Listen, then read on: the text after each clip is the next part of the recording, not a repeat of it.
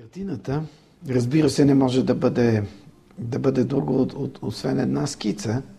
В тази скица бих нанесъл следните щрихи. Първо, средното семейство на работещи български граждани трябва да принадлежи към... трябва да има европейски стандарт. Макар и не висок, но все пак трябва да бъде европейски.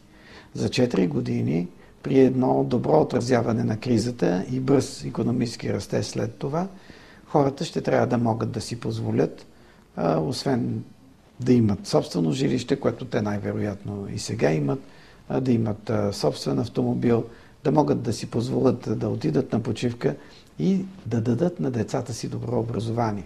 Надявам се до тогава реформата да им гарантира и сигурна защита на здравето им от социално значимите заболявания, за да не са обект на корупция. Разбира се, те ще бъдат и сигурни, много по-сигурни и много по-горди за това, че са български граждани и като такива са европейци, отколкото в момента, когато всички се срамуваме от това, което пише за страната.